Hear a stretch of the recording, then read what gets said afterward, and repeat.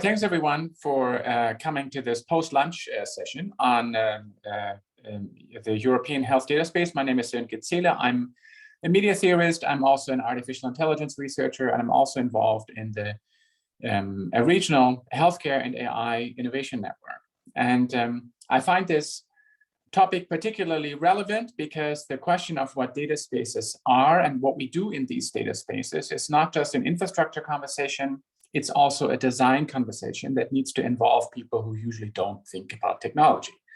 And we have on this panel people who will speak from a variety of perspectives on the implementation of this vision, which is part of the European Union's agenda to reclaim what they call technological sovereignty vis-a-vis the laissez-faire Americans they see in the United States and the authoritarian technology development models they see in the East.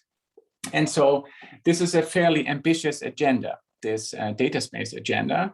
The healthcare data space is not the only one, but it is one of those significant ones because healthcare data, as you all know, is perhaps the most sensitive data. And so all the conflicts we have in the development of data-driven business models, data ethics, etc., we have in this healthcare conversation. So without further ado, I would then like to ask our first speaker, Oliver Stenzel, to briefly introduce himself and then share with us the state of play in his working group on the ScanBalt forum. Yeah, thank you very much. Thank you very much, Sönke. Happy to be with you today and happy to have the possibility to explain what we are doing in ScanBalt on the digital health topic. And I would like to share my screen with you to show some slides. Just a second. So I hope you can see it now. I would like to give a brief introduction about ScanBalt so that you can see from what perspective we are dealing with the digital health data space. ScanBalt is an organization from the Baltic Sea region. It brings together innovation clusters from the Baltic and the Scandinavian area. So we have a huge footprint of German innovation clusters from the northern part of Germany, for example, from Berlin, from Mecklenburg-Vorpommern and Hamburg, Schleswig-Holstein. But we also have a really interesting and relevant footprint from Poland as, in my view, really ambitious EU partner when it comes to digital health topics and artificial intelligence. And we have the already well-known Baltic Sea region for its really highly improved and known digital health system they have established from first in Estonia, but also in the other countries. I think Andre will talk about this later. ScanBalt is a typical cluster organization. We offer, you know, all this portfolio, what a cluster organization offers to its members. We will be a think tank for new ideas from the region. We will accelerate projects together. We make matchmaking and network activities, and we form a community which brings together all the experts from the region.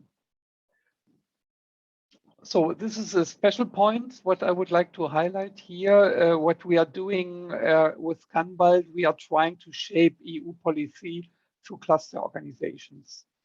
So, and this is the relation to the digital health topic when it comes to EU politics. So what we see is that we all are talking about health innovation, but we have on the EU agenda, the health topic formerly seen as a cost factor. And we have this lack of digitalization, which limits really research and development in Europe. So we are really high when it comes to talking about digital health, but we are very low when it comes to concrete implementation.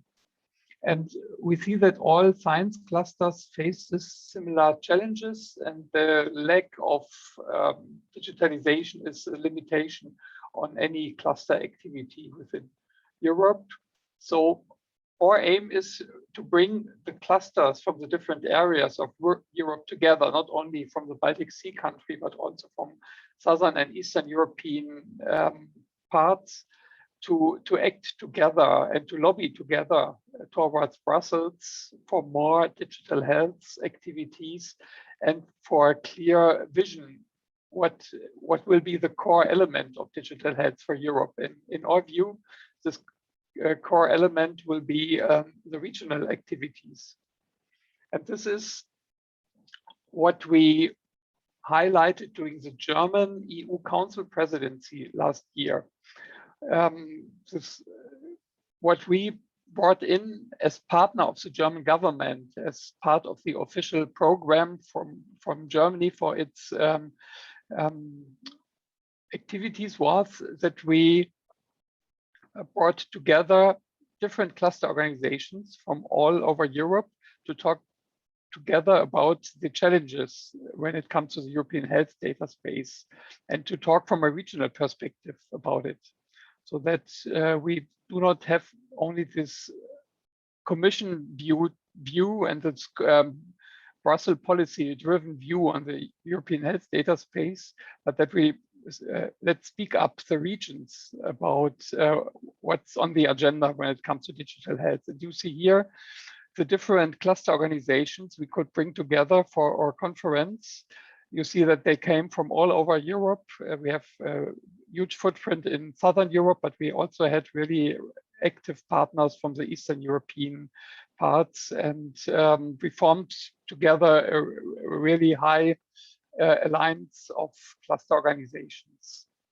So, and what we did together was we formulated a joint declaration. The joint declaration towards the European Common Health Data Space, what picked up the crucial situation from last year when it comes to COVID-19 management, and we highlighted the bottlenecks that were visible last year when it comes to cooperation in Europe, cross-border cooperation on the treatment of patients and on the pandemic activities. And for us, this was really the highlight when we wanted to show what are the limitations of this European data space, that we were not able to communicate cross-border, and that from the Brussels side, there was a lot of inactivity for really concrete management of the disease and of the pandemic. And we highlighted what regional activities were able to do, and we asked them to write down what, from their perspective, are the challenges and the next steps we should take to establish a really working European health data space. And I think what was really crucial, that this is not a limiting activity. It was not limited to the German Council presidency activities, but we opened it for the upcoming presidencies to pick up this initiative. And we collaborated with Portuguese partners and Slovenian partners, and they used their presidency activities to bring up this joint declaration to their governments and elaborated the activity further. So we highlighted 3 relevant points. It's, I think, nothing new for you. We focused on data privacy issues. We talked about interoperability and the next steps to strengthen European institutions. And when it comes to data privacy, there was a highly commitment to the really data privacy within Europe. GDPR was mentioned as a core instrument that we should use to bring forward our privacy activities, and that data sharing should be enabled between the cluster organizations. Data protection is a topic to be better coordinated between the European member states, and that high security standards is a core element that we need for any other activity on data sharing. So I think nothing new for you, but what was for us important, that this is a common view, that any region of Europe has the same objective when we talk about data privacy. The same on interoperability. The connectivity and the interoperability is really the core element for data exchange. And in the Scandinavian area, we saw a lot of interoperability already established. But for example, when it comes to Germany and cross-border activities, we see a huge lack. You know that even within Germany, we cannot talk about interoperability. And this is also more important when we talk about cross-border cooperation. Tracing app was a special point in last year. So this was really high on the agenda, because these tracing apps and the connectivity between Europe was the key for further activities, and for example, limiting travel restrictions. So we put really a high effort on how we could bring together tracing app activities from different countries in a common system, what now is more or less established. Yeah, strengthening the European institutions is really the core. So we should develop European databases. We should develop digital registers of medical supply to allow to really coordinate medical activities at EU level.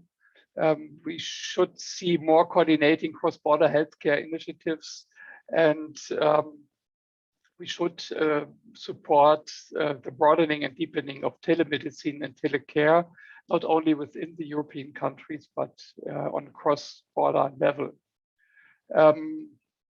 And more or less, the really main point was that we asked for more activities to strengthen the digital health literacy for the empowerment of the European citizens, that we really need more knowledge about the possibilities and the quality of digital health activities within the citizenship of Europe. So this was one other instrument that we would like to highlight. I can put the link to this declaration in the chat, so you all have the possibility to have a short view on it. And what now is important, that we would pick up this initiative with regard to the French Council presidency, which starts next year, first half of 22. And when I look at the further program, we will talk about Gaia X activities. I think everything Germany and France are doing together within the next 6 months during the French presidency will have an impact on this European health data space. And the Gaia X activities will really be a core element of this European data space. And we as ScanBalt would like to invite you to join our activity. Perhaps there are some French clusters in the chat and in the conference today that are interested to join our activity. And yeah, we are really willing to put our activities towards the French Council presidency, and will highly appreciate if some interests are coming from the French side towards our ScanBalt initiative. So this was more or less a short overview about our activities.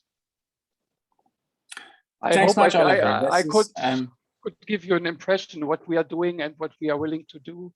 And yeah, looking forward to our conversation. Thank you. My suggestion, thanks much. My suggestion would be that we hold some of the questions until the next, after the next two presentations, because they sort of are complementary.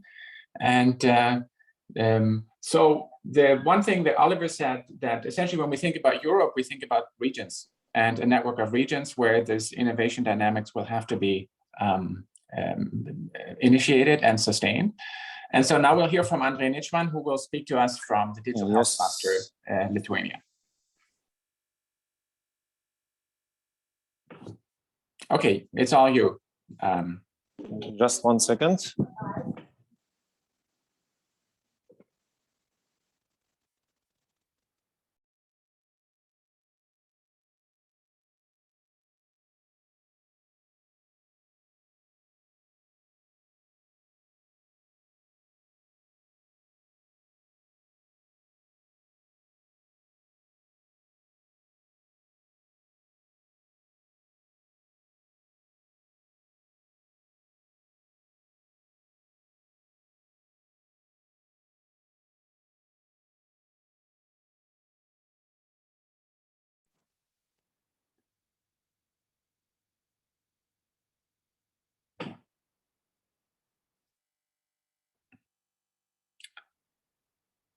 You okay, Andrej?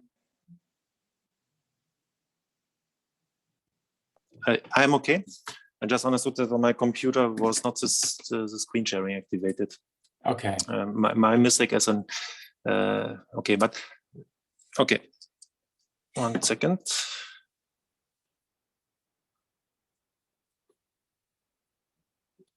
That was.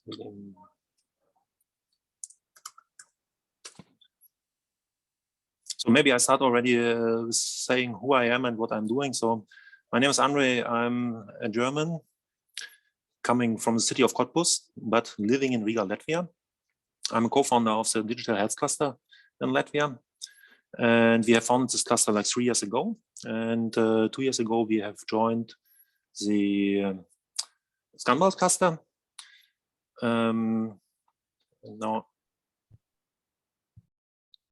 Now you should hear me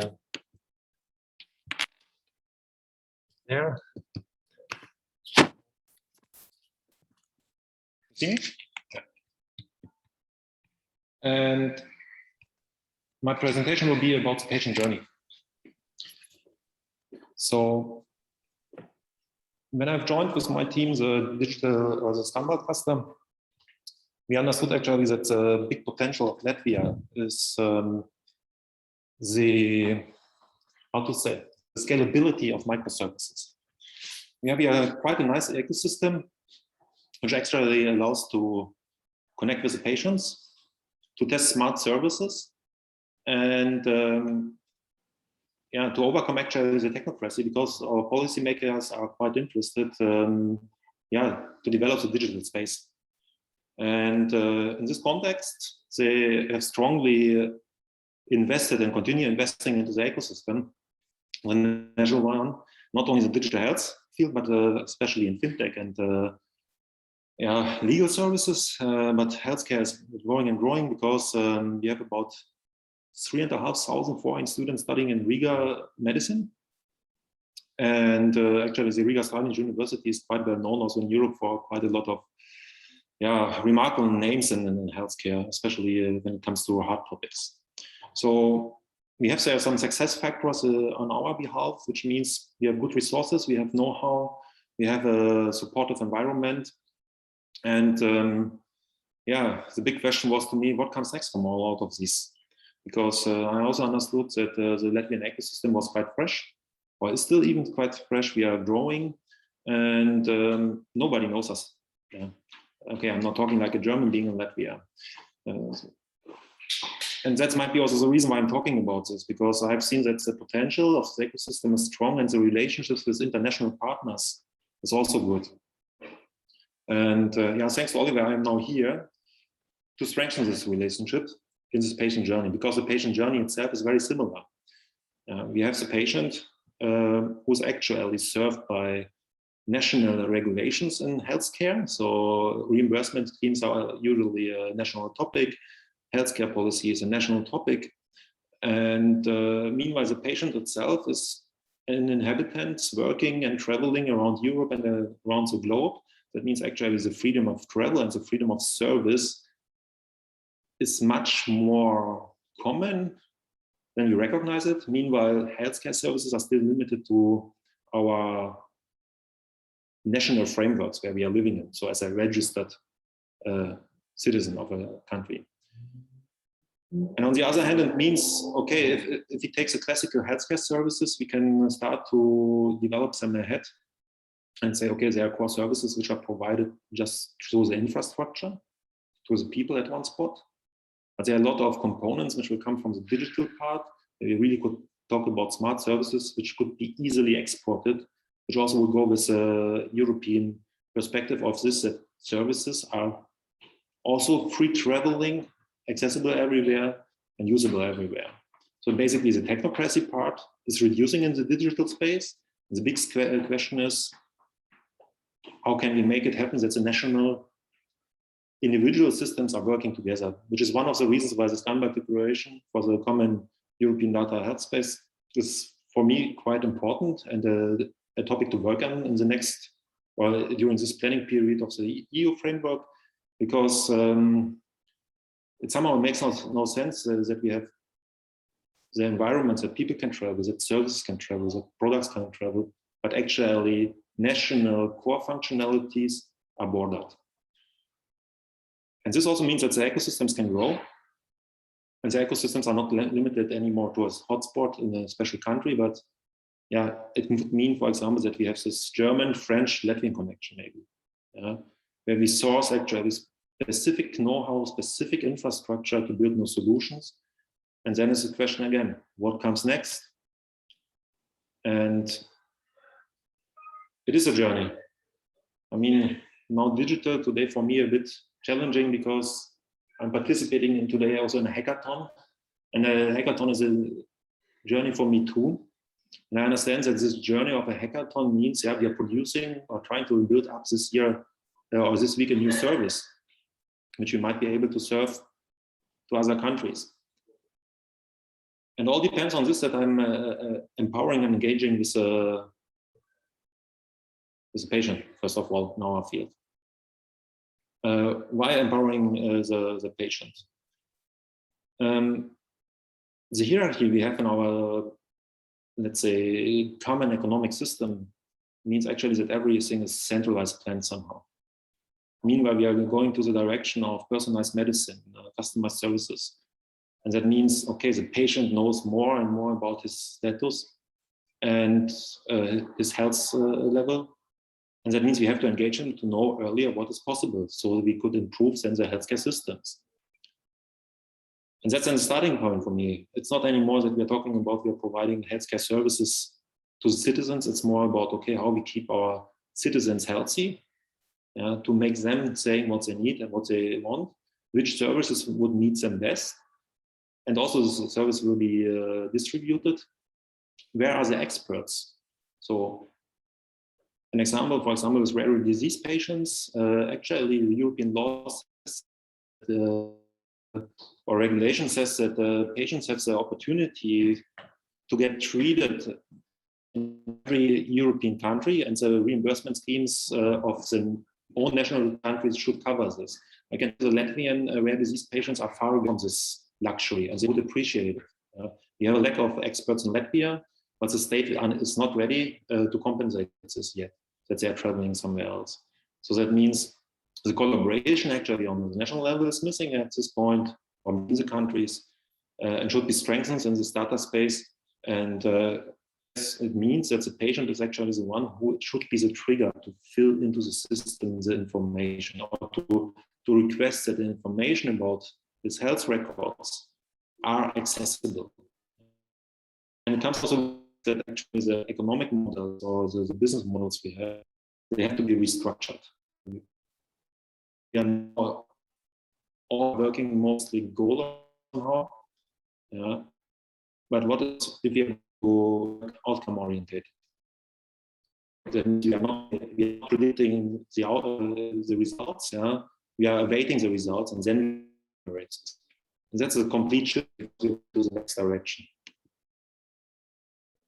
So the question on the digital forum, it's hard to answer it in one-to-one, but what I would like to accomplish is, how can we work together on this? What do we need for ourselves? And what could be next steps?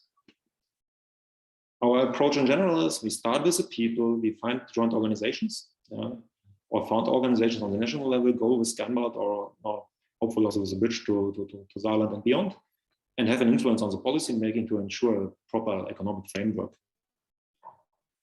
And these are then also the building blocks to build something new up, which is going beyond borders. The collaboration is fruitful due to the fact of collaboration. There's in Latvia, especially is about digitalization in healthcare, in life science also, and this will have also an influence on the policy making in general, because I have to say that the Latvians and the Estonians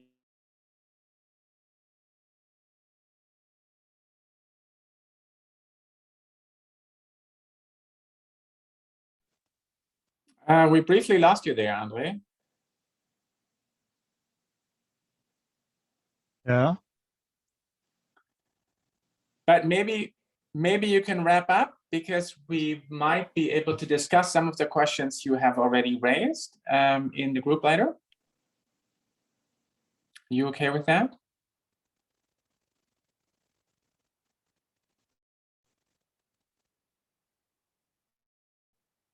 Andre? Andre, Yes. still there? Yes, Are you okay with wrapping up now? Because I think some of the questions you raised, we'd be happy to discuss in the larger group later, because I'm sure everybody else has related questions. Like, sure. What do we do together? What do we do alone? All right. The question of regions and networking efforts across regions has already been a topic in several presentations. So I'm very happy to introduce our next speaker from Luxembourg, who is already interested in transporter use cases. And we're intrigued to hear what it is that you have in mind there. Oh, I'm sorry, did I get this wrong? Yes, I'm. Yes. So I'm here. My name is Wolf Nerbas. I'm the head of the Luxembourg Institute of Health. I also am involved in a project called Clinova, and Luxembourg and the LIH is currently a leader of one health initiative, the Trans-European one in Gaia-X. So now I try to tell you what we do, and I will try to do it quickly. I have to share my screen. That would be, I think.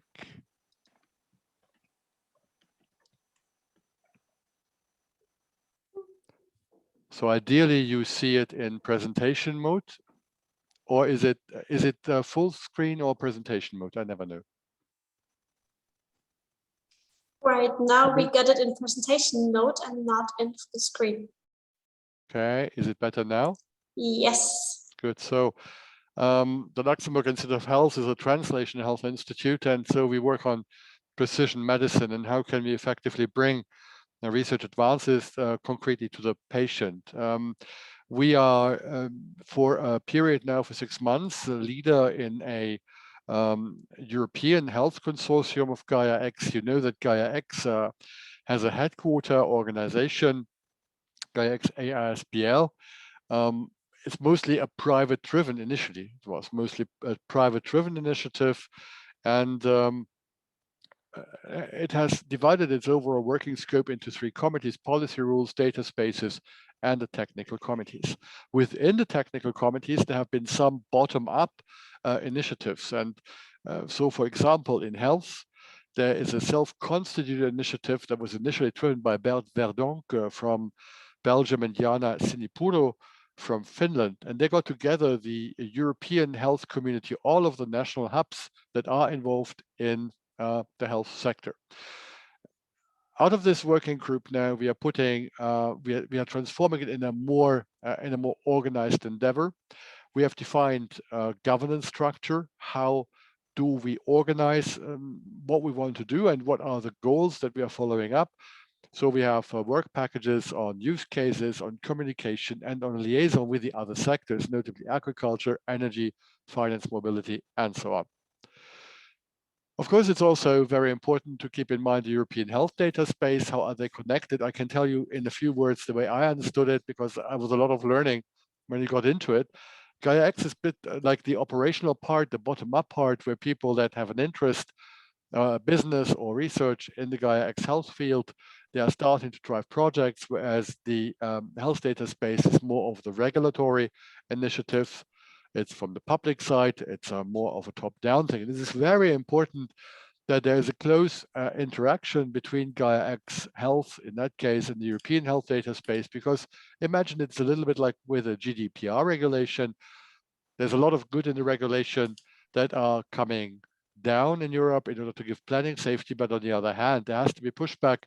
There has to be a very clear articulation what are our needs and how does the regulation have to be done in a way that it furthers and not inhibit the activities that we are all engaged in. So these are the two main players, I think, as far as I am concerned, as we are moving forward in the health data space in health.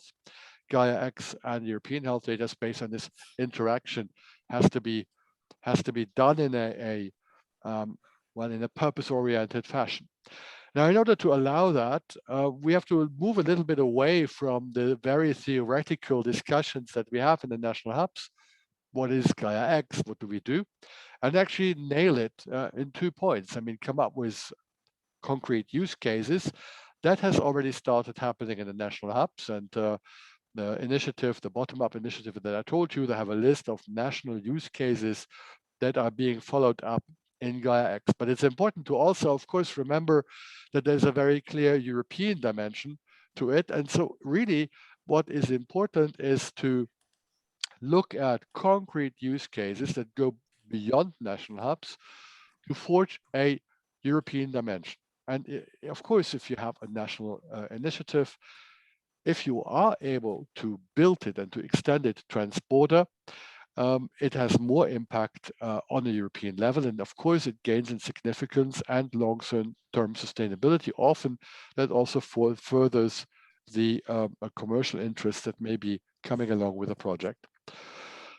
Good, so that is what has happened. We have a number of national use cases. We have come up with a database where the national use cases are being deposited, and in addition, we now have started building concretely transporter use cases. They aim at stress testing and aligning critical enablers on the European level. The terminology in Gaia X is such that an enabler is a positive way of looking at something that could be blocking. If you de-block it, it does become an enabler. And enablers are IP regulation, interoperability, cybersecurity, and so on and so on. So these critical enablers, taken from a European perspective, can only really be stress tested if there are projects that go across borders. And of the types that we have identified, there are only very few that are already funded. There are several where funding is being looked for, and some others there's nothing on the horizon. And it is very clear that if we want to move forward with building the Gaia X health space, we do need to define a dedicated funding format, and this could be part of the funds that are available for the European health data space. It could be in the framework of the next the European Research Framework Agreement, that there we will be able to impact on the decision makers to reserve funds for trans-border projects. Nonetheless, I want to give you some of the projects that we have identified. There is one in Luxembourg that extends into France and into Germany, now also into Switzerland on precision health. There is a idea on rare diseases that comes from France. Incidentally, it is also being picked up from Italy. So there's a possibility that France and Italy in this network will combine and get funding from the reserve funds in order to pull this off. We have a very interesting suggestion from Berlin, looking at the secondary health market, and they're looking at DIGAs, digital health applications, and how DIGAs could actually be arranged such that they can be used and also reimbursed across borders. So there are very many enablers that can be addressed in that example. And there is a gastroenterology example from Letland. So what we have decided now in the executive team and the steering team, that we will try to get as many transporter projects as possible, and then try to define common enablers. We have specialists working on what these enablers could look like, and then play that back to the policymakers, and also play it back and the requirements we learn into the European health data space. I would like to, and so here you can see and how we are looking at common enablers that will then be looking across the various use cases, and here the teams are being put in place. Very quickly, I want to give you a concrete example that we have picked. This is a project called Clinova, and it involves the Saarland, DFKI, and the University of the Saarland. It involves the Grand Est with Metz, Nancy, but also Reims, Strasbourg, Baden-Württemberg, Freiburg, Heidelberg, Mannheim, and I think Ulm, and all of the major entities in Luxembourg. So here we have a situation where there is a precision health initiative that goes across borders, and it allows us then to very clearly define the stress test that we have to do. This project is trying to look at artificial intelligence in healthcare, how to use it effectively. I have listed here a number of upsides that we all hope we can gain if in the end this would become a real tangible possibility. But before you can really be good at AI in healthcare, you have to look at a high initial capital requirement, GDPR concerns. There's a reluctance of medical practitioners, obviously a lack of curated data, and a total lack of interoperability. If we are looking at where this topic is standing now worldwide, not only in Europe, you would imagine AI in healthcare has thrived a lot, but not to disappoint you, but there is something called the Gartner hype cycle. It looks at evolving technologies, and the remarkable points to point out here. There is the innovation trigger, the peak of inflated expectations, and here then the trough of disillusionment. And if you look at experts, and there are probably several in the audience, where are we? I hope we are at the bottom of the whole thing and not still on our way down. But the failure of the IBM Watson Oncology in the US certainly highlights the problem that we have if we are looking at this topic. So this is the concrete challenge for this network, this transporter network that is being set up. The idea is that the innovation driver is not in the algorithm, but the innovation driver is lying in the data enabling environment, and that goes across borders, number one, but also it lies in the production of standardized and quality controlled data, because they don't exist. So if you so want, the IBM Watson Oncology, it failed probably, well, it didn't fail. The Watson was marginally worse than any general oncologist, did not make it even to the level of an average specialist in the field. It probably failed because the data that were used are retrospective. That means they were not quality controlled at all. And so it failed. Now what we do is we build what is called prospective cohorts. We recruit patients and we start treating them in a standardized way from today into the future. And so we have a control over the quality of data we generate. If we get clean, standardized data, we can then train algorithms, and these algorithms should progressively be able to also mine in retrospective data sets. And that is the idea that really tied in all of the clinicians, and we looked at diseases, big disease groups. You know, rheumatoid arthritis is a very mature market, so is IBD, multiple sclerosis. Together, that involves 30 million patients, and there are 55 billion euros being spent every year. But just to tell you, no physician in this area knows what drug to prescribe to what patient. They simply have no idea. There are new drugs coming every week, and the doctors suffer from not being able to be more precise. And of course, the patients suffer because they do not get the right help. And so here is the goal. We work together simply to find which early markers allow us to really assign the right drug to the right patient.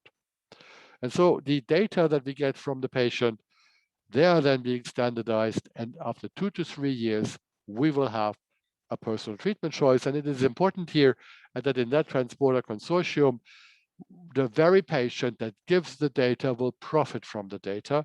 And once, of course, the data are there, there's a lot of additional research that can be done.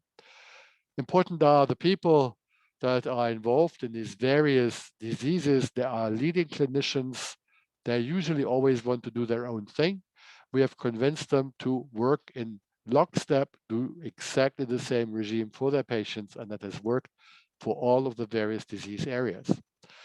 What is also important is that we have a centralized processing of samples through a structure in Luxembourg called the IBBL, that is a biobank. And when it comes to data safety and security, we are building a federated data environment in which we will leave the data locally in data integration centers, and we will develop algorithms that are able to do remote analysis. And there, the DFKI in Saarbrücken will be a very important contributor with AI.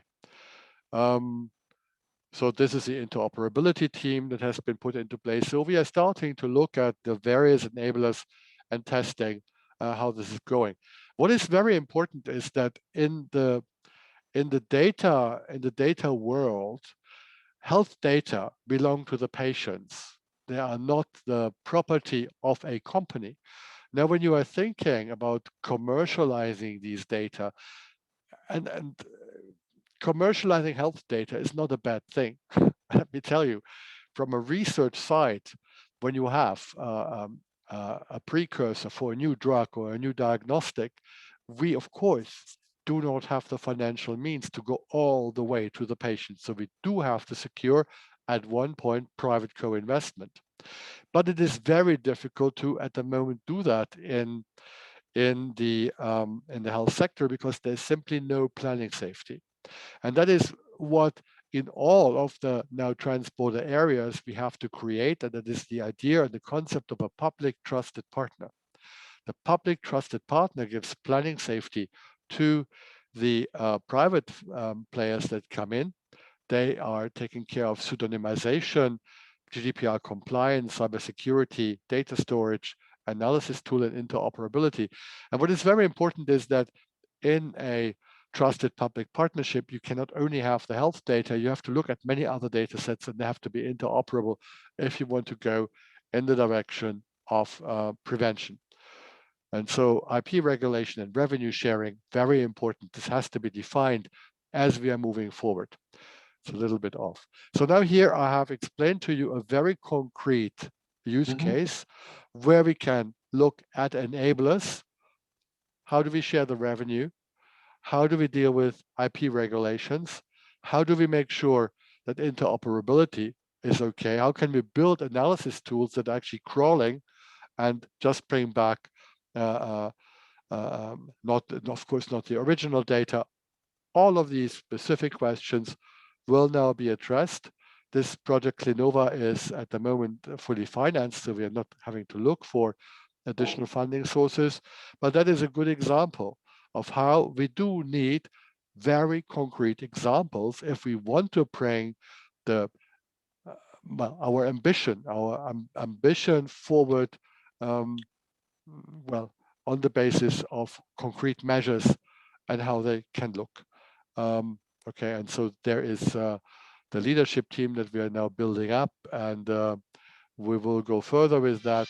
There is a possibility in the future of maybe building an association around that, similar to the way that Catena X has done it in the car industry. A lot of moving parts, I can assure you, but we have to be confident and move into this entirely new world, confident, but still stepwise and systematically. And I think that's basically what I wanted to present in this context today. Thanks much for this comprehensive plea for cooperation and use case development. Before we jump back into the Gaia-X conversation, so clearly part of the session, I guess, would be to think about transporter Gaia-X use cases. We also have some ideas on that. I think we're actually meeting with part of your team next week at MECO on this question of how health AI might relate to and build on Clinova. But precisely because this is not just about funded research, but people who develop actual business model. cases here. I want to welcome Michael Ringswandel here. I'm sorry I skipped you because I thought there would be a link between, the regional perspectives. So I pushed you back one slot. But let's hear it from Collective Thinking now. Great, Sönke, thank you very much for the introduction. My name is Michael Ringswandel from Collective Thinking, and like you introduced me before, we're really going back now to a company perspective to see where the data comes from, and to do these researches, to do this clustering. And I will try to give you an overview about our approach at Collective Thinking. So Collective Thinking was a research company founded already in 2013 in Paris. And we worked for different industries and sectors until 2015 and 2016. From this time, we had a first client, a hospital chain called Elsan in France. And this was the moment where we completely concentrated on the health sector. And we're working right now, the last 4 years, for hospitals to help them analyzing their patient data. So how do we do that? We are, like I said, an artificial intelligence company, which is dedicated right now to hospitals, but also to other healthcare institutions. And we want to help to simplify and accelerate, improve the quality of medical data for further clinical studies. You said that before, Ulf, when you were presenting. AI is great, but AI needs a good quality of data. It needs a lot of data. And this is where our business model and our system comes a little in place. I try to give you a quick overview, and I hope I can sum it up in the end. Natalie, if you would be so nice to go on the next thing. Yeah, I said data. We have in the hospitals, we have in Germany 1,900 hospitals. In France, I think it's a little bit less, but still 1,500. Every day we're having patients there coming with, easy or regular illnesses and problems, but also a bit more complicated. So we have really a huge pot of data, completely unstructured.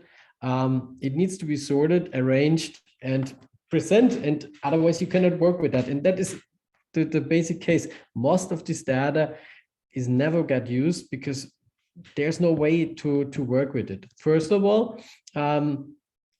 not all hospitals are very digital. I see there between France and Germany a difference. In France, we're a little bit more digital in the hospital sector.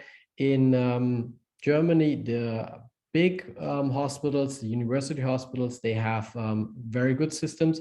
But if it goes a little bit down to the region and smaller, local hospitals, then we really talking different, and the infrastructure the IT infrastructure in these hospitals grow organic, and that causes really a huge problem for them to use their data.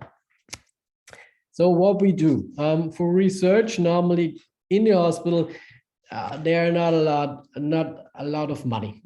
So we try to build a system for the hospitals where they can earn additional money in order then to use that also for clinical studies. And I will explain you that quite quickly. Natalie, could we go to the next slide, please?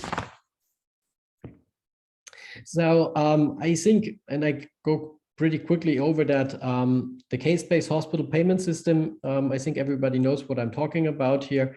It's a DRG system where basically the hospital is not paid by the patient, but it is paid by the health insurer. And while the health insurer is indirectly remunerated by the patients through contribution. And in order to get this reimbursement for the health insurer, the hospital must send a detailed description of the care provided to the patient. And this is done by so-called medical coding. And for the medical coding, on the next slide, Natalie, please. This is carried out by a department in the hospital, which is responsible for medical information. And this department needs to identify and collect key information from the patient's electronic health record, also called EHR. In particular, as well as the medical procedures performed during the hospital stay, these will determine the price for the case that the hospital is able to charge to the health insurer, which secures their budget and enables them to plan also for the next year. So this point is like crucial for the hospitals, and that's why we started at this point to create the business model. So how does it work? When we watch on the another slides, Natalie, you know that is this slide with the 7 slides right now. We have a lot of information there, and these informations are pretty difficult to analyze. The medical coding team has to analyze the diagnosis. They have to identify the procedure, the medications. There are a lot of reports, letters, biological resorts, on and on and on. And this relevant information must be coded. And this information for the coding is in free text this year. So that is very tedious to study, and that causes problems, because now we're coming back to the DRG system, which I mentioned before. That's one slide after. In every country, we have a different DRG system. All works a little bit on the ICD-10 coding, but for all of these diagnoses and procedures, they have to find the right code. And this larger of possible diagnosis codes, the complexity of the rule system, the volume of the data I showed before to be analyzed, and the limitation of the current available software makes this activity very time-consuming and costly. And like I said before, with a high potential error rate leading to the significant impacts on hospital revenues, but also later on in the data, because then we have really not good treatment data, which we can work on for clinical studies. It's time consuming, it's error prone, and yeah, it has this impact on the hospital, which is in the moment the most important for the hospitals, because a huge number of hospitals, they have budget problems. And well, that is another discussion if we need these amounts of hospitals or not. But I think COVID gave us a different point of view here again, that we maybe should have also regional hospitals, which are not only centralized. It's another discussion, like I said. So our solution now, it's Intelligent for Health. It's patented AI-based coding assistance software, which works on 2 bases. One, we have a semantic base, and then we have the machine learning base. That helps us together, first of all, by a rule system, by an expert system, to connect all this diagnosis and data we found by rules, which then goes to the right code. And on the other hand, we're having the machine learning, the KI system, which automatically analyzes the data of the last 3 years, for example, and see, okay, in 80 or 90% of the cases here, you came to these results, so we propose that to you.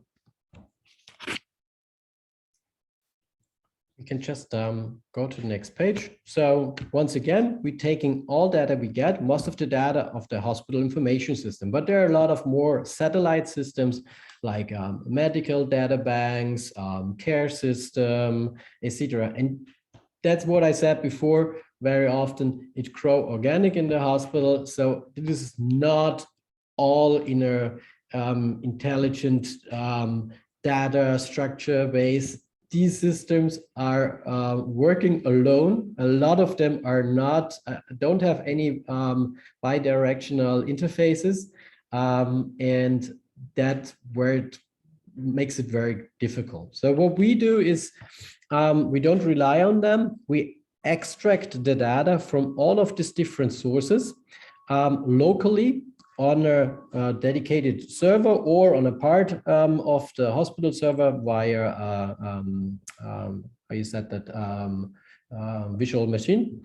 And so we don't have this data protection problem in this case, because the data stays in the hospital and the data can be organized and analyzed there. And from there, the information goes out with coding proposals. It gives alerts if information is missing here, or dedicates cases where you can have a look at it once in a while. So this is the business model. So if we take a look now on the next page, that's how we sell it to the hospitals, because they need to finance it, as said. We have the goal to increase the coding quality that helps the hospitals that they have less checks from the health insurance, or in Germany from the medizinischen Dienstmittel, where they also get, by the new law, they also are have the problems to have penalty payments if they don't code right. So that's something we do for the hospital, because that's good for them right now for the budget, and of course that's good for them later on for the analysis of the data if they use them for research and studies. Of course, it decreases time, because they don't have to read everything manually. They can really look into it in detail and see if everything is fine. And the data, that's the third point, comes out structured. And now if we have like a good coding quality, if you have structured data, then you have like a good base to work with this data in the hospital nationwide, but also towards a European data spot. We, of course, have this data protection system in place, but as we work with hospitals in France, we also work in Switzerland, and we are about to find first clients in Germany. The problems and the connection to it are similar, and we can help with our solution to find, for example, participants for a certain research, because most of the research failed because they don't find the minimum amount of participants. So what is possible with our system, for example, is that you have a running study and you have a new patient who comes into the hospital and he gets the first diagnosis and first checkup. And if that fits the qualification for the research and study, then, for example, it could be possible that they get an email alert to the researcher and can work from there. So it's about to creating special cohorts. So that is a possibility how to analyze data, structure data, and then use them for research in the hospitals. Yeah, that's my little overview of a company view of a business case. And yeah, I would be more than happy to discuss with you now and to ask a question. Not sure if I was completely clear about all that points, and if that helps you, because of course it is not a regional or a cluster point of view. It's really like a company point of view, and we try to help from our point of view the hospitals and yeah, and also the research and clinical studies society. Thanks much, Michael. I think what's really important is, especially for people who are entering the data space conversation now, trying to figure out how do you actually build a data-based, data-driven business model, is that these models already exist. And that there are people already active in this emerging market. If it's okay, because we only have 2 more brief inputs, hold the questions, and then we'll see where we can take this. There are 2 more colleagues who are a little bit closer to the Gaia X use case conversation that I really wanted to introduce. Maybe we start with Tobias Greff, August Wilhelm Scheer Institute. Tobias, I think as far as I know, you're involved in at least 3 Gaia X use cases and can maybe say a few things about where you think this conversation is from your perspective. So thanks a lot for the introduction. A short, brief introduction from my person. My name is Tobias Greff. I'm a research group leader at the AWS Institute. We are from Saarland, and we have developed 3 Gaia-X use cases, as mentioned before. And I will present a bit about these use cases. I will just share my screen.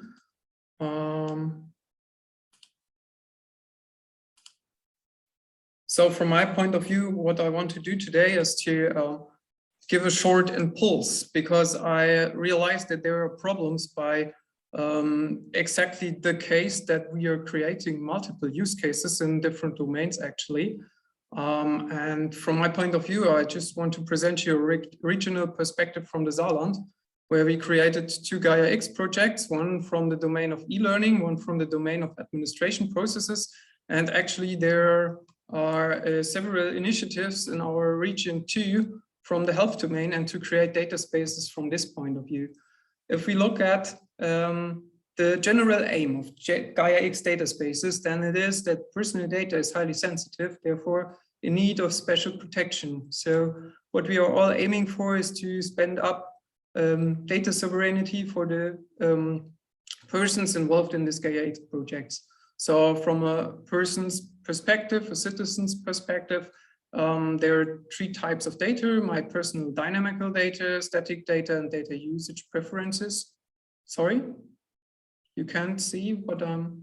We can't see your presentation. We only do see yourself. Okay, sorry, then I will just share that other screen. I hope you can see now the presentation. Okay, perfect. So now I'm switching again to the second slide.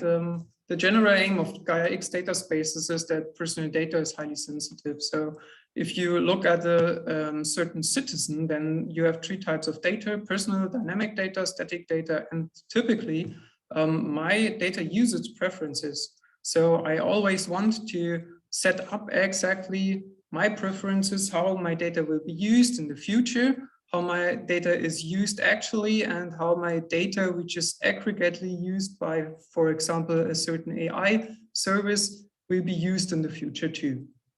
And on the other side is this, that I have these tools which have to build up business models, my AI services and all these domains, which only work if I have agreed to share my data. Now we have built up 3 projects actually, and we have always this exact same problem for health domain, but all other domains besides these domains. So we have now set up 3 use cases, which I will present later, for the education domain, public services, and what we heard before my presentation and afterwards, certain Gaia-X use cases for the health domain. And what I'm seeing actually is that we have always effects of creating new data silos because our use cases are very similar. I just want to give a short introduction to our project Possible.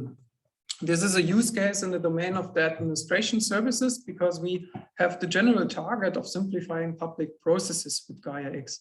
It's a larger project which combines enterprises like Bechtle, Univention, which all are building up open source cloud data spaces for public domains in Germany. So if public organizations or administration organizations in certain governments want to set up cloud services, they typically use this service, which is called Phoenix, and the core of our Gaia-X use case, and which we want to develop on further to set up cloud data services for the government domain. And therefore, we will set up some data spaces all around these processes. So for example, if you want to set up some patents or some created general processes for healthcare domain, education domain, or higher education, where you have to set up some agreements all around the rights or the governmental processes all around those domains, then you can use those platforms to set up some contracts or to set up some documents where you want to share with your government what you want to plan in the domains. And always they are working together, SMEs, the education domain, or the open public as target groups, and they are sharing data via this collaboration open source tool with the administration data spaces. And exactly there, the AI services set up, for example, to choose exactly the right person at the government or the administration data space. If someone gets ill, to get connected over the whole process and to set the privacy of your documents, and that people which are involved in the whole process can only look in the documents which they need for. Now you have exactly the same processes, and if you heard what I said, in the education domain too, in the domain of healthcare, where administration processes always part of the topics too. And this is a general topic for all these data spaces. If we look at the education domain, for example, we set up there the project Merlot, all around the topic lifelong learning with Gaia-X. And there we set up data spaces all around different smart educational data. So for example, you can insert there your CVs, your career profile, competencies, learner steps, or learning content. But if you remind what I said before, that typically these are data which are need to exactly address, for example, a process in the administration domain to fit the right person to my process where I set up documents or exchange documents with the government domain. In the healthcare sector, if I, for example, I'm searching for a doctor or someone who is administrating my organization, then I need this educational profiles too. In our Merlot project, we are setting up 3 services: a career assistance service, a life stage oriented training assistance, and an educational profiles forecast assistance. All these 3 services you can use in the healthcare domain too, or in the domain of public sector, where people are involved and where people are working on certain data sets. And from our point of view, we are setting up these 3 projects, and this is what I'm only aiming for. We want to exchange the information gathered, the data spaces which we set up to bring together all these 3 use cases: the healthcare data space, an education data space, and public and administration data spaces, to find out which could be the synergies later on. We want to use this to get a border transfer to and from Saarland. And we want to initiate a regional network of stakeholders in Saarland from all 3 domains and government in 2022. Actually, we are initiating these 3 projects, and we set up some larger network with people from the East Side Fab, which brings together our SMEs and our network to the governmental domain. We spent this with the network from the education domain in Saarland, and we want to then bring together the synergies from all these 3 data spaces, because you have always the same problem all around these 3 data spaces. If you are interested in to exchange your experiences, to bringing together the use cases, feel free to contact me or to add me at LinkedIn. Was just a short input, and I hope I can later on discuss with you about exactly this problem. Super, thanks much, Tobias, also for suggesting that when we look at health, we keep in mind adjacent domains that that might help us develop innovative use cases. In the Gaia-X group on smart cities, smart regions, for instance, last week, there was tremendous interest in linking to well-being and healthcare conversations. And maybe this is something that we can also pioneer and pilot here in the region. Now we'll end with our final contributor, which would be Christian Bugedai from Polypoly. In some sense, we're returning back to the beginning because of the patient, the user, and the idea of a user-driven data governance approach. Christian, tell us what you have in mind with Polypoly. Yeah. Happy to. So there are 2 things that I'm going to talk about. The one is who and what Polypoly is and what the mission of Polypoly is.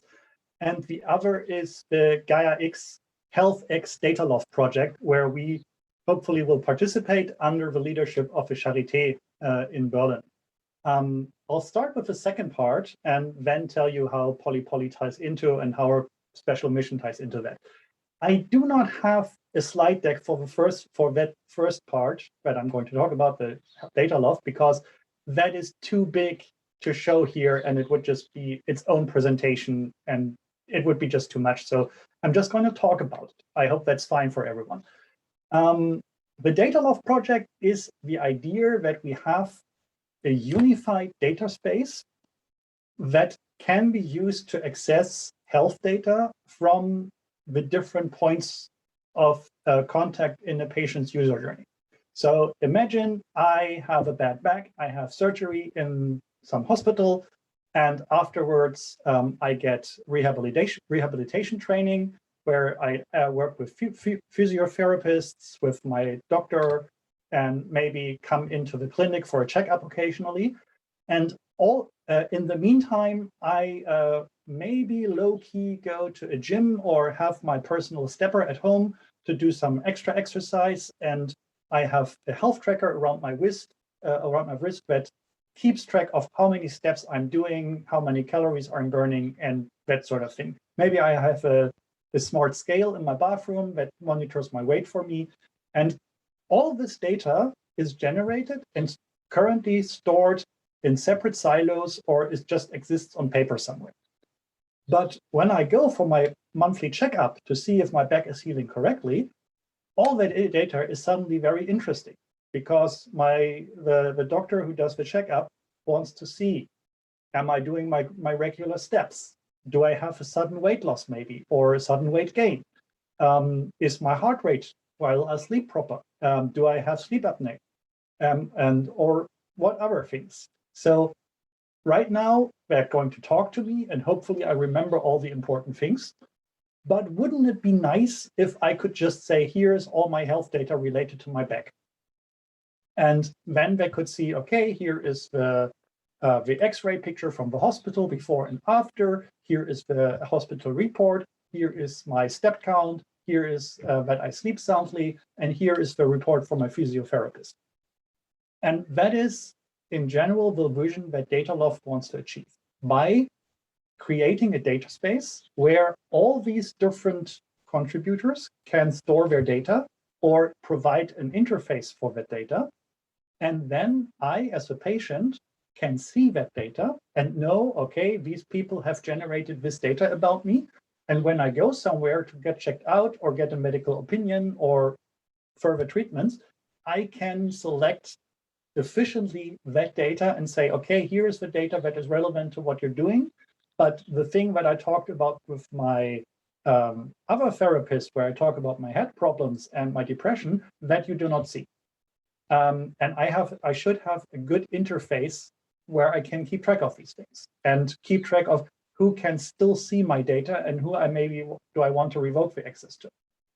And that is what this project is about, to create a unified data space for storing the data, processing the data, and most importantly, giving the patients the autonomy and the option to understand what data is there and how to give access to that or not. That ties into the electronic patient identity that we are starting to roll out in Germany and other systems, but it's mostly about how do we store the system in the cloud on different systems in a way that we can report, here are the different data types stored on very different systems in a unified way. That is the very ambitious goal of this 3-year project, where we are happy to work on. And Poly and Specialty will work on the user interface for it. So how can we explain in plain language without going into jargon, where is my data? What data is there? What does that mean? And who can read that? Because I cannot give informed consent if I'm not informed. That is kind of in the word. And it's the problem that we see in a lot of places that deal with data right now, that there is usually some pop-up, then a 30 pages long terms of service and privacy agreement. And then I just say, yeah, I want treatment, I want this. I say yes, and then I don't understand what actually happened. And that needs to change, because otherwise no one will properly adopt that system. People want to feel informed, and they want to see that they have a choice, and that it needs to be a meaningful choice and a meaningful information. And that brings me to what Poly is actually about. And for that, I can share my screen because I did prepare a bit. Hang on, I just need to share this thing correctly. So you should see a dark screen with just our logo on it. Perfect. Thanks. So PolyPoly has been created by some people who a few years ago realized that in terms of data economy, as in who actually makes money from data and how, happens mostly without European input.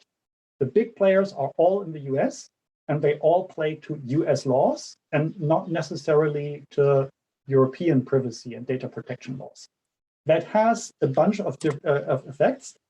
And the core thing is that data capital, as in I have data about people and I can work with that data, I can create business models out of that by either directly catering to those people or creating services that deal with that data.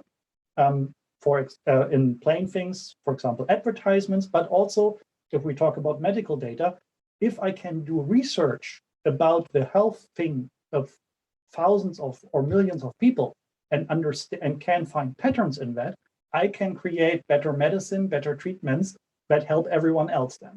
And as a company, I can make money with that.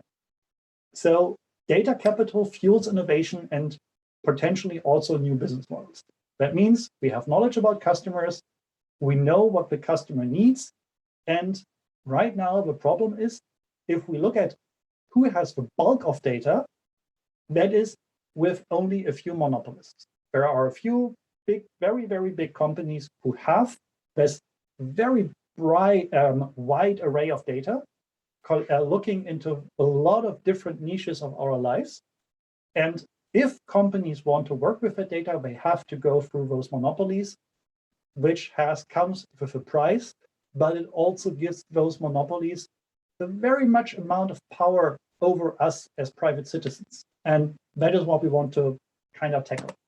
So controlling data means controlling the value chains. And basically what I just said, this is centered around American very few companies.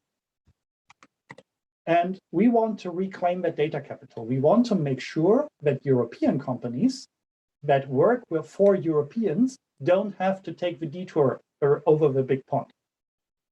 So don't have the dependence to protect our own value chains and to have better digital business models and basically play a bit of catch up and make Europe a leader in the digital world again. So to bring back the data capital, we as PolyPoly think that we need to have a decentralized ecosystem controlled by every European. That is slightly not the Gaia X credo, because the Gaia X systems are all about cloud, but there is data that should be centralized or needs to be in the hands of the health providers because the hospital needs to have the patient folder, but afterwards, the data should live with me. I'm the one who is impacted by the data. It's my data, and that should be on my systems. So we want to have an alternative where we say the data should be on end user systems, and that bypasses a lot of the growth and problems that central data storage has. So if I am a company and I need to store all the data about everyone whose life I'm going to impact, that means I need to store a lot of data. I need to expend a lot of money to store that data. Yes, storing a lot of data is cheaper at scale if I just have to store a bit of data, but it's still a lot of money. And the more data I store, the more money I need to spend. And the more data I have, the bigger is my liability.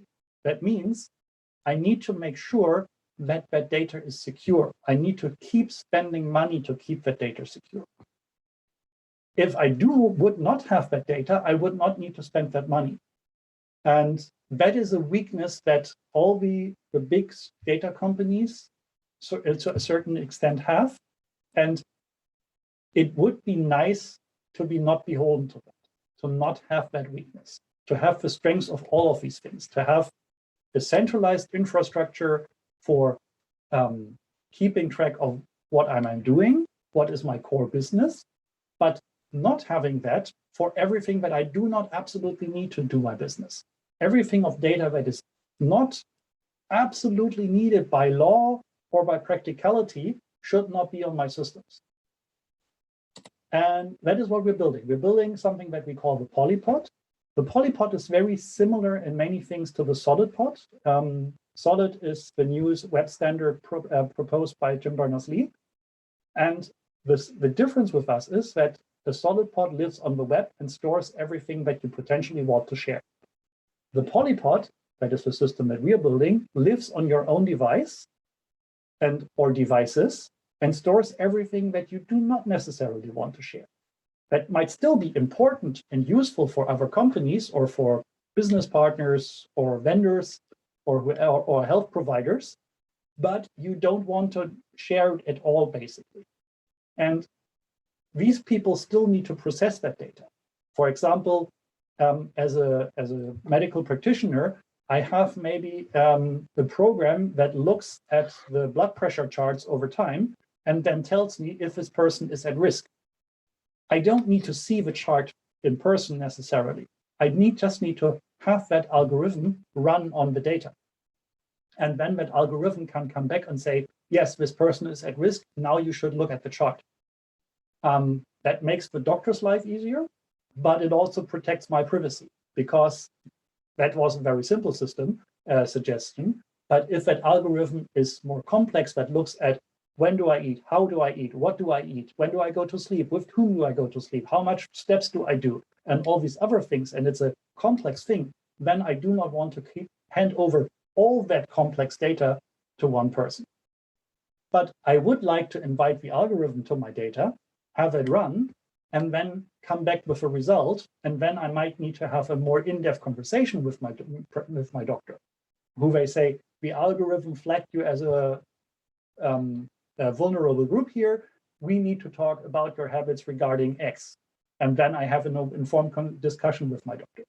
So what we want building is a system that keeps track of all our data, but don't necessarily gives it out.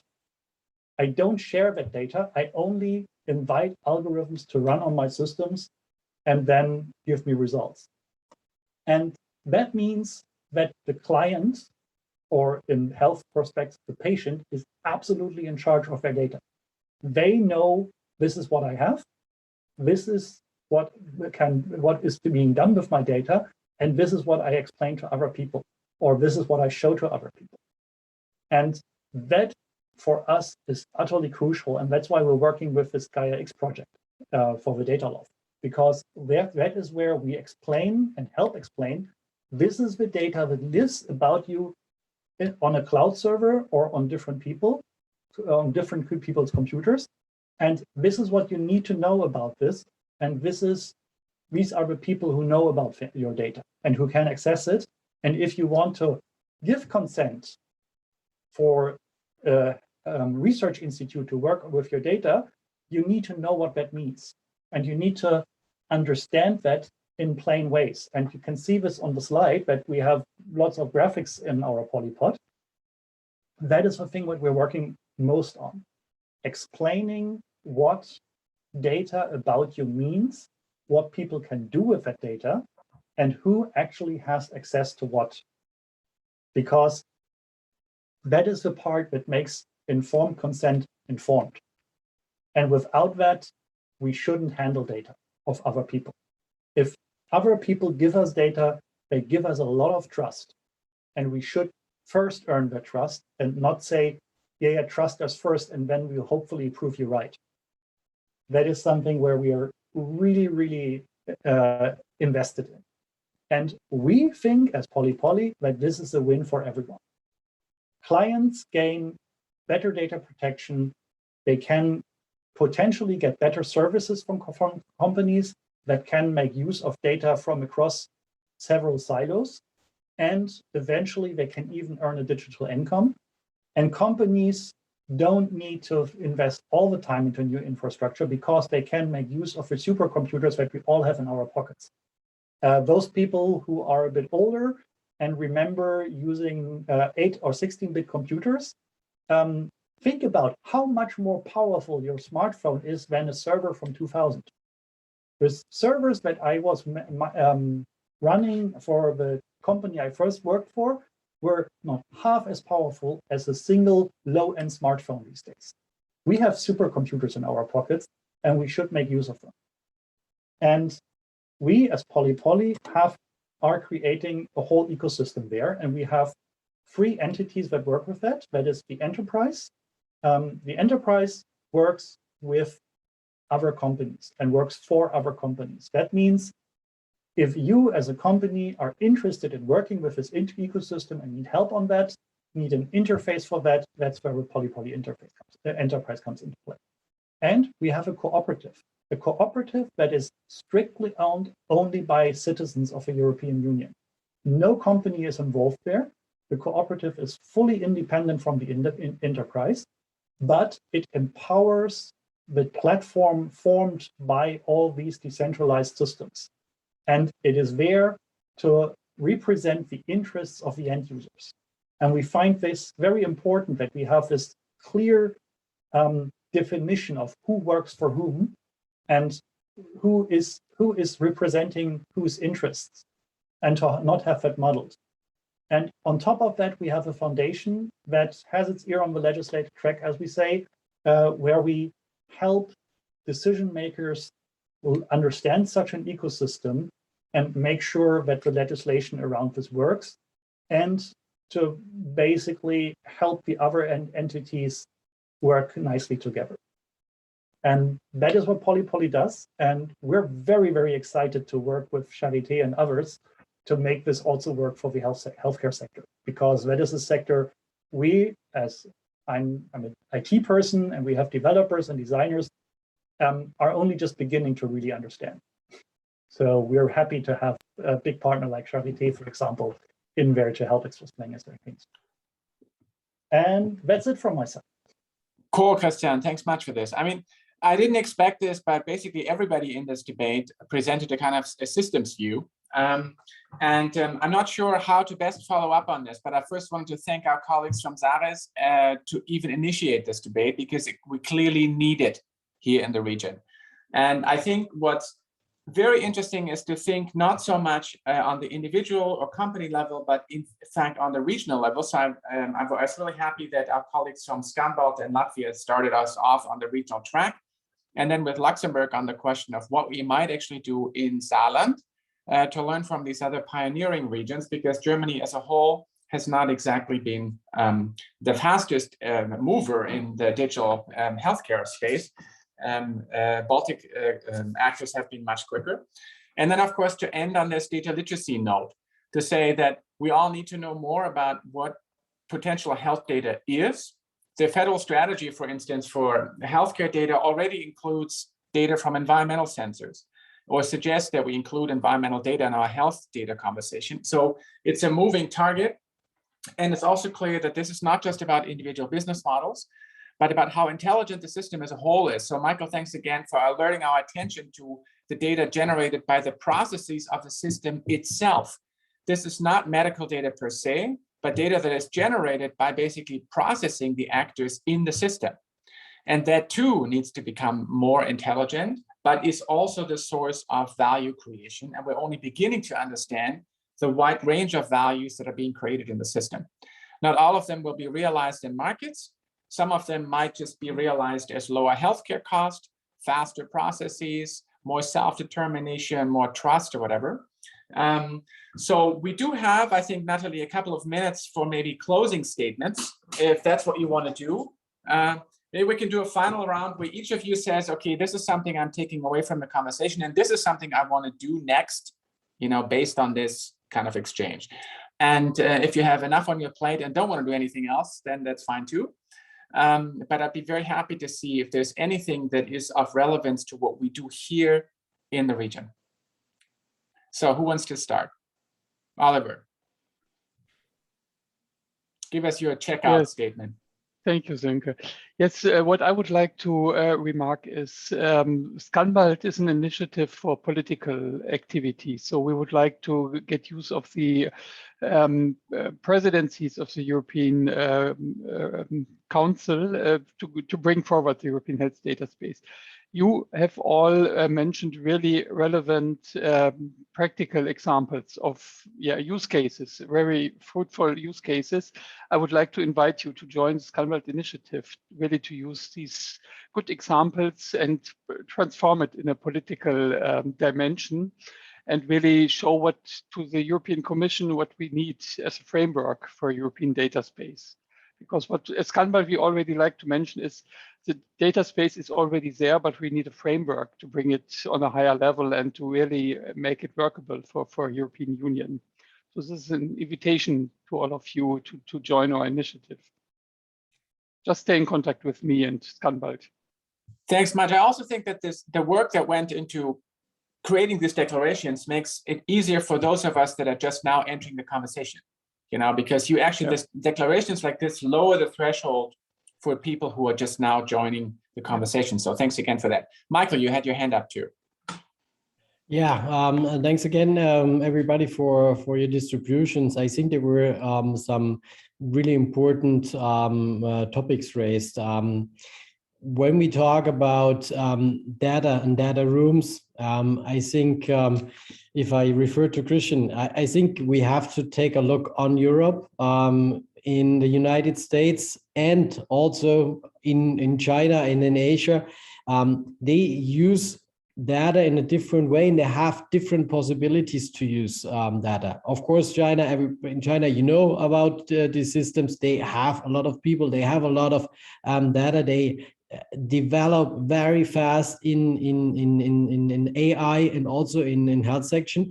If we look over the Atlantic to the USA, yes, Christian, you're absolutely right. There is a lot of big companies who own the data, because we know, for example, about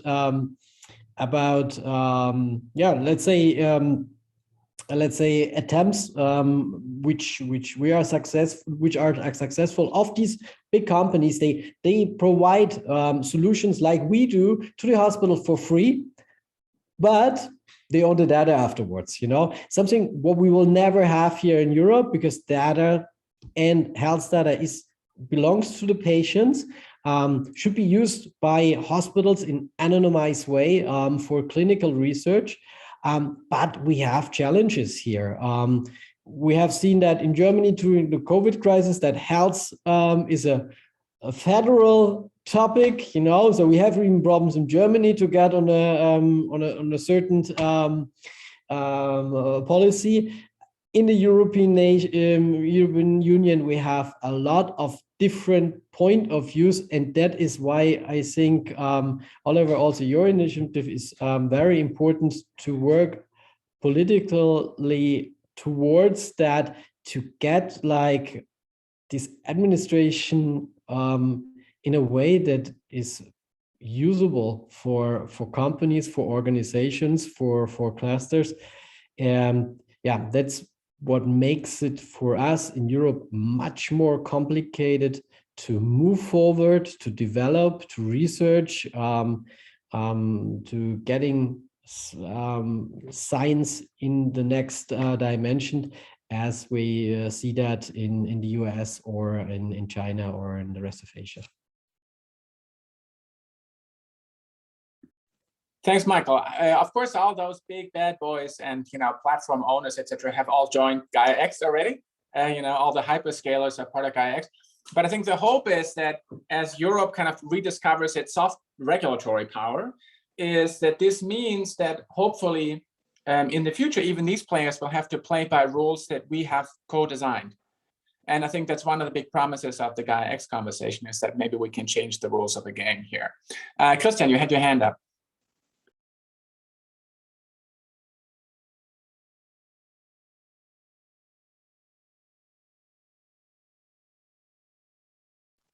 Christian, you're still muted, I think. Right. Thank you for reminding. So what I think is we should stop thinking about this. We have an either or question. We have data protection, or we can use data and have a data economy and have all the interesting things that we can do with data. It needs to be both. And it's possible to do both. That's the thing. And that's the beauty of the European mindset where we say we have a strong data protection mindset, and we should look at China, at the US, and at possibilities. What can we do with data? And then we should figure out how can we do the same thing, but still protecting it, still doing it in a way where we put the individual into the center and say, these are the people who need to consent to that and who need to be able to opt out, but still deliver all those interesting big data services. And we think what we with Poly do is a small step, or maybe a big one, into that direction. And that's why I was very enthused about this panel, because when I heard every one of you, all these projects have this part in there. How can we make sure that the data, what we have, that we use ethically, that we use it in a way that people can consent to it, that they can control what happens with their data. And I think that's the takeaway, that this needs to happen in a way to take along the individuals and help them there and use, I don't want to say grassroots structures, but take into account what the individuals want to do and need to do.